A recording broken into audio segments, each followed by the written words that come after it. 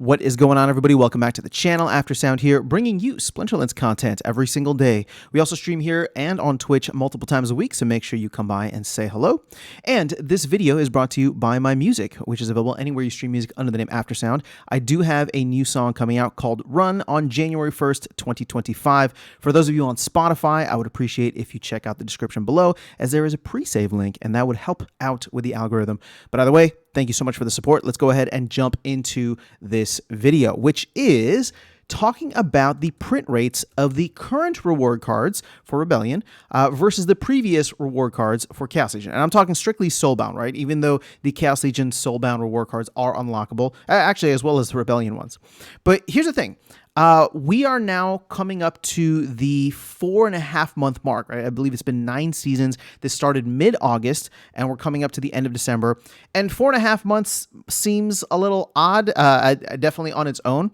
But in the context of how long the Chaos Legion Soulbound reward cards were in print, it's relevant because those were in print about 18 months. So 4.5 is like the 25% mark, the 1/4 of the way there mark. And what you're going to see is that we are pacing significantly lower than we were for the Chaos Legion Soulbound. And that's for a multitude of reasons, right?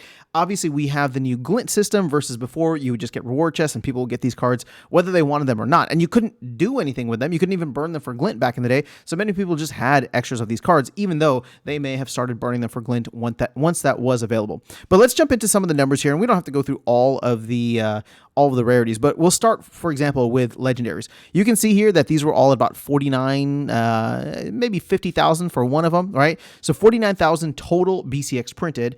And I'm just going to tab over here to the Rebellion side, and you're going to see that it's only 10%, right? Gallicus is 4,800. Sure, you have Surly Drunk at 5,000. Maybe you have Death Ranger, Endless Gibbon at 5,100. But we are only 10% of the way there, when technically these have been around for 25% of the time. So we're definitely pacing well below.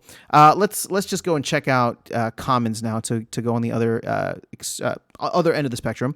So you can see 4.6 million for many of the Chaos Legion commons, and then when we take a look at Rebellion, it is only, none of them have even hit 600,000 yet, right? So if we were to multiply these by 4, right, since we're 1/4 of the way, and maybe this goes for 18 months. I don't think it's going to go for 18 months, but I'll get to that in a second. I mean, that would only be 2.4 million versus the 4.6 million. So it's like literally we're pacing at half of what we need to be in order to get to the same levels of Chaos Legion. Now, that's the thing. We don't want to get to the same levels of Chaos Legion. These cards were overprinted, as well as anything that's associated with that set. So at this point in time, I think what we are seeing is a much healthier amount of cards being printed. And obviously a big part of that, as I mentioned earlier, is glint, right? The fact that people can now choose whether or not they want to get more cards or not. Sure, there's still going to be reward chests for whenever you level up or go to a different tier, and people will get some cards, but you also have the opportunity to burn them, right? And I think we're seeing a significant amount of these cards start to get burned now. Even some of these gold foil legendaries, right? You can see that they're burned. And again, they're not burned for DEC, they're burned for glint. So this is people just going in and trying to chase some of the other rewards that they can get with glint. Now, on a long enough time horizon, as I was talking about, I don't know that this is going to be going for 18 months. They came out in August of this year. 18 months, let's just say like a year and a half, that would put us all the way towards the end of 2025. I mean, maybe even early 2026. Maybe that would be the case, but my expectation is that these are going to be in print for maybe a little bit more than a year. And the reason I say that is because if we have Conclave Arcana coming out in April, right? That is the game plan right now. So if it is going to come out in April of this year, my guess is that the team would maybe want to offset. I don't know if we're going to do a mini set or if we're going to have a bunch of promo cards, but if they want to offset and kind of stagger out major meta changes, which is what new cards always do, then I would expect it to come within like the 4 to 6 month range of when Conclave Arcana launches, right? Conclave Arcana comes into the mix, Rebellion goes to second fiddle, right? Chaos Legion goes into wild format, and I can see them releasing the next one in, I don't know, anywhere between August, which would be a year, to let's say October, right, which would be 14 months. But it would be 4 to 6 months after the launch of Conclave Arcana. Again, maybe October is the time frame that I'm looking at. Again, this would all depend on if there's going to be a mini set, when that would come out, how all of that would play out, what the DAO might choose to do if we choose to partner with the team if they want to do that, or not partner with the team, however that ends up working out, or promo cards. But when it comes to reward cards, we know that those are going to come in at some point, right? There's going to be a swapping of reward cards. And personally, I cannot see it coming in like 9 months after the new set comes in, especially if there's going to be new abilities and new, just new things. So my guess is 4 to 6 months, which means that we are on an even shorter time frame. And if you're looking at this 4.5 months that we've had so far, it's really not 25% of the way. I mean, we might be closer to, I don't know, 50% of the way through, right? Than we realize. And in a way, that's not a bad thing. It's not a good thing. It's not a bad thing. It's just, it is what it is. And for the players who are here now, able to go in and essentially earn these cards for free, right? Just by playing the game, participating, earning glint, and leveling up your deck. That is an important aspect of this as we move into whatever this next phase is going to be, right? Because once this comes out and let's say maybe new players join, let's say there's a bull run, let's say there's a lot of bullishness overall, we could get into a situation where these cards actually start to feel scarce, right? And again, keep in mind, these are the Rebellion reward cards, right? So once these are out of print and we get Conclave Arcana, and that should come, hopefully shortly after Conclave Arcana core set comes out, these might be just as highly desired as the very underprinted or lowly printed Rebellion card set, right? The core set is what I'm talking about.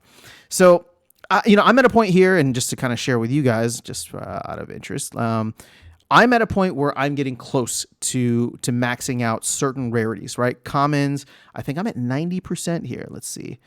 So I'm definitely on my way. All right. So yeah, commons are at 90%. Rares and epics are at 70% or above. Legendary, I have not focused on at all. And that's going to be something that I move towards later. So this is just my own personal strategy.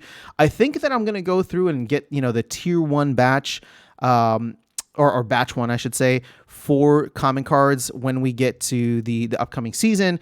And then after that, I'm just going to stop. If there's any other common cards that I really need, I'll just rely on, the reward chest that I get to open up here and there, and then move towards, maybe focusing in a little bit more heavily on the rares, epics, and of course, starting to include the legendary cards. But I've never been really interested or impressed with the legendary cards in the set. I'm sure that there are some really good ones out there, but just the glint cost was significantly high. So everything that I've gotten has really been through just the reward chest so far. So hopefully once I make a more concerted effort on that, well, actually, once I no longer have to take care of the commons, I can make a much more concerted effort on that. But again, I look at this as like, well, I hopefully have another 6 to 8 months at the least, right, before all of this changes over.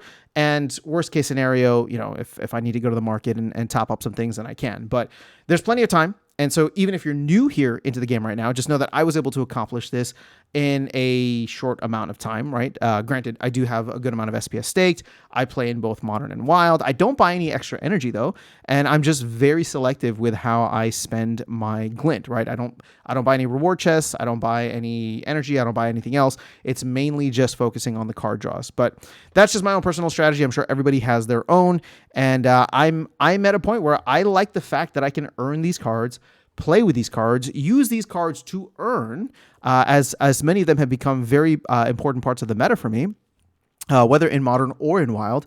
And they have value, right? They have value from a playing standpoint. They have value from an earning standpoint, and I'm getting them for free, or I'm getting them for just participating in the game.